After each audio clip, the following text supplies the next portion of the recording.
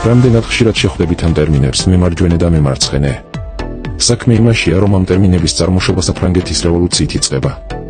სიმართლე კი ისაა, რომ ფულმა, ფინანსებმა და ეკონომიკამ ხელი შეუწყო ამ რევოლუციის ჩამოყალიბებას და საბოლოოდ ასევე ჩამოაყალიბა ის, თუ როგორ აღვიქვამთ დღეს მემარჯვენე და მემარცხენე პოლიტიკას.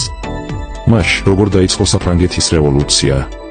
წარმოიდგინეთ, ეს 1789 წლის ზაფხულია და საფრანგეთი ევროპის ყველაზე ძლიერი, ცუდ მდგომარეობაშია.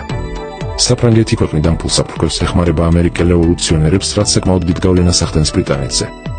თუმცა ამ გაგებით ეს საფრანგეთის გამარჯვება ნამდვილად არ არის, რადგან გაითვალისწინეთ, ისინი თითქმის გაკოტრებულები იყვნენ. დაახლოებით იმავე პერიოდში გვალვამ და დაავადებებმა სოფლის მეურნეობა გაანადგურა, საკვების ფასები მკვეთრად გაიზარდა და ხალხი არეულობის ზღვარზე იყო. სასოწარკვეთილი და ფინანსების საჭიროების გამო მეფის ფინანსთა მინისტრმა შარლ ალექსანდრ დე კიოლმა გადაწყვიტა გაეკეთებინა ისეთი რამ, რაც იმ დროს წარმოუდგენელი იყო. დაეკისრა მდიდრებისთვის გადასახადები. მიუხედავად იმისა, რომ ეს კეთილშობილური განზრახვა იყო, ირიბადის სტენთის გასრად იქცეოდა, რომელიც საფრანგეთის რევოლუციას გააღვივებდა. მეფე მიცოდა, რომ არისტოკრატები უკმაყოფილო იქნებოდნენ საგადასახადო რეფორმებით, ამიტომ მოიწვია გენერალური ოლქები. ეს იყო კრება, რომელიც შედგებოდა თავადაზნაურობის, სასულიერო პირებისა და უბრალო მოსახლეობის თანაბარი წილებისგან და რომელსაც ასევე მესამე ოლქს უწოდებენ. მანამდე გენერალური ოლქები თითქმის 2 საუკუნის განმავლობაში არ მოწვეულან. მეფეს იმედი ჰქონდა, რომ უბრალო ხალხი დაეხმარებოდა მას ამ რეფორმის განხორციელებაში. ეს უბრალოდ ჩვენებს, თუ რამდენად გაუცხოებულები შეიძლება იყვნენ ხელისუფლებაში მყოფი ადამიანები. ყოველ შემთხვევაში, როგორც წარმოგიდგენიათ, უბრალო ხალხს საკუთარი პრეტენზიები ჰქონდა. ყველაზე დიდი პრობლემა, რაც მათ ჰქონდათ, ამ ასამბლეაში უფრო სამართლიანი წარმომადგენლობა იყო. ხედავთ, უბრალო ხალხი ფრანგი ხალხის 98%-ს წარმოადგენდა და ისინი მთავარი გადასახადის გადამხდელები იყვნენ, თუმცა მათ ასამბლეაში ადგილების მხოლოდ 1/3 ეკავათ. მიუხედავად იმისა, რომ ისინი 98%-ს წარმოადგენდნენ, მათ შეეძლოთ ასამბლეაში სხვა ორგანოს ხმა მიეცათ, რათა ისინი არ ყოფილიყვნენ თანამდებობიდან გადაყენებული. ეს იმიტომ მოხდა, რომ ასამბლეაში ხმის მიცემა სტატუსის მიხედვით ხდებოდა და არა რეალური წარმომადგენლობის მიხედვით. ამიტომ, როდესაც ისინი ყველა უნივერსალში შეიკრიბნენ, შეხვედრის თავდაპირველი მიზანი და მეფე იგნორირებული იქნა. სამაგიეროდ სამოლქ შორის თანაბარი წარმომადგენლობის საკითხზე სასტიკი სიტყვიერი ბრძოლა გაჩაღდა. საბოლოოდ მესამე ოლქმა გაიმარჯვა და მეფე მუხალისოდ 3 ორდენი ახალ საბჭოში შეიყვანა, რომელსაც ახლა ეროვნული ასამბლეა ეწოდა, თუმცა ეს უბრალო ხალხს არ მოეწონა.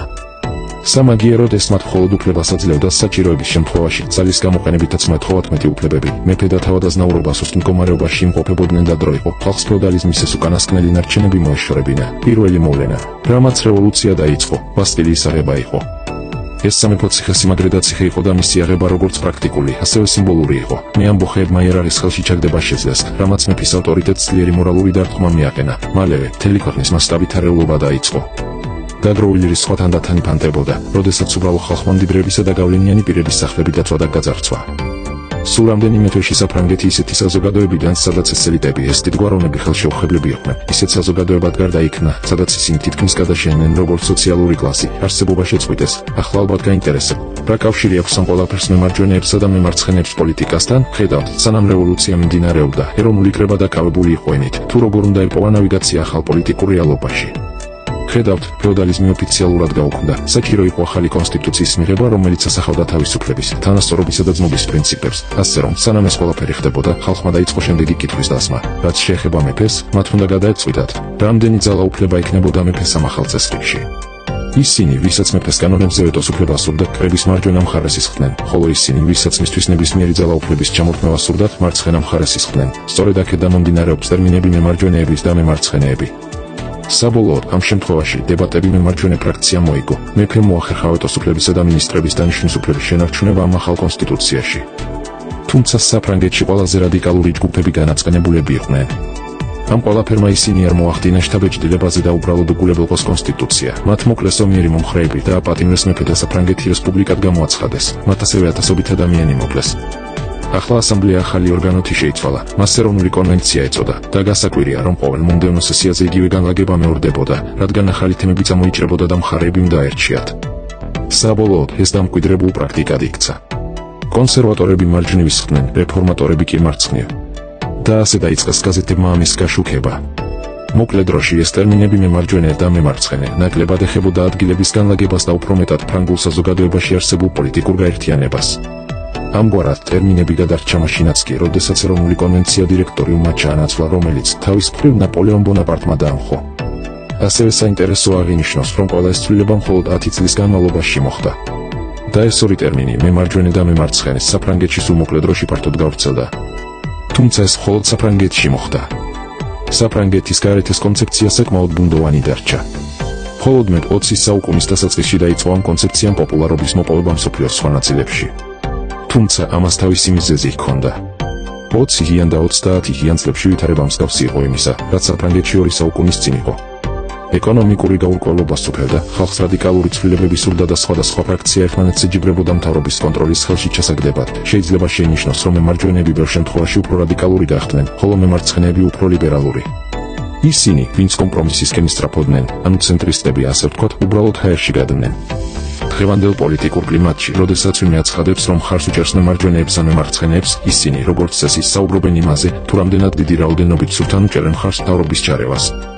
ამის ძალიან გამარტივებული შეხედულება ის არის, რომ მემარჯვენეებს სურთ ნაკლები მთავრობის ჩარევა საზოგადოებაში. ეს ნიშნავს, რომ მათ სურთ ნაკლები გადასახადები, ნაკლები რეგულაციები და ნაკლები ბიუროკრატია.